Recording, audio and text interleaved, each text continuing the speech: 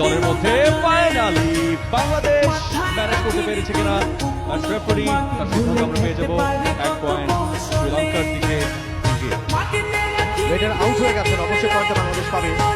Radar out মধ্যে নওয়াজ সোহাগ final page কারণও রয়েছে, দারুণ একটা আসর তারা মাঠে গড়াতে পেরেছে। নিঃসন্দেহে সাজা ওয়ান থেকে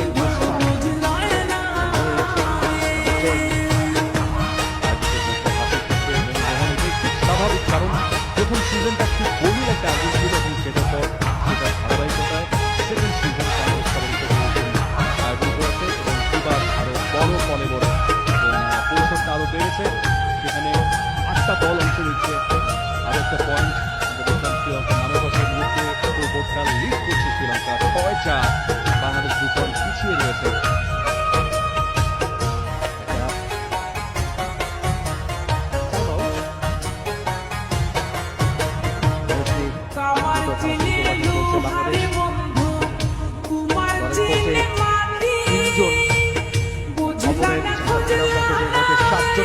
দেখা যাক এখান থেকে পয়েন্ট নিয়ে ফিরতে পারেন কিনা রেইডা। মিজান রেইডা ইঙ্গিত করছেন 1 পয়েন্টের জন্য। মিজান রেফারি তিনি বলছেন you are out. Another point for Sri Lanka. Sri Lanka 7, Bangladesh 4। এই মধ্যে লিড করছে কিন্তু শ্রীলঙ্কা। জমজমার একটা ম্যাচ, নিশ্চয়ই বাংলাদেশ ঘুরে দাঁড়াবে এই ম্যাচে, ফিরে আসবে এই ম্যাচে, সেই প্রত্যাশা করে থাকে আসলাম সাজা। Best raider of Sri Lanka. বাংলাদেশকে ফেরত আসতেই হবে, কারণ বাংলাদেশের মধ্যে সেই বাংলাদেশ ডিফেন্ডিং চ্যাম্পিয়নদের মধ্যে যারা খেলবে। Look at the effort, super tackle. This is absolutely stunning. No chance for Aslam Saja. This is another effort. Look at the way how Bangladesh playing. This is absolutely mesmerizing. 6 seconds to go. This is absolutely stunning. And look at the celebration. Firdaus যেভাবে আসলে ট্যাকলটা করেছিলেন, super tackle, Tuhin তরফদারকে মাঠে নিয়ে আসলেন। Action দিতে Mahmud, action দিতে দেখছি দুজন ডিফেন্ডার মিলে যেভাবে ডিফেন্ড করলেন, যেভাবে তাকে ব্লক করলেন এবং শেষ ট্রাইটা করছিলেন আসলাম সাজা, এবং কোনোভাবেই তিনি মিডলাইনটা ক্রস করতে পারেনি। অ্যাঙ্কেল হোল্ড, থাই হোল্ড এবং পরবর্তীতে নেক হোল্ড করে যেভাবে রাইডারকে রুখে দাঁড়ালেন। Excellent from Ferdous and Rabiul. দুজন ডিফেন্ডার ছিলেন, ফেরদৌস এবং রবিউল, দুজন মিলে সুপার ট্যাকল করেছেন, বোনাস নিয়ে এসছেন। ব্যবধানটা কমেছে এই মুহূর্তে, শ্রীলঙ্কা 7, বাংলাদেশ 6, আর একটা পয়েন্টের ব্যবধান।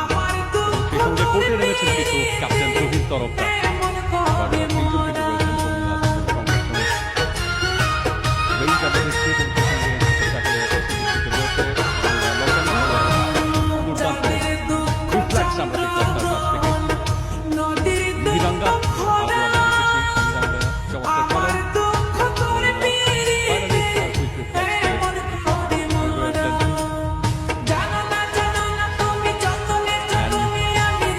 To the crowd, they are excited. Big claps for Tuhin Tarofdar, best player.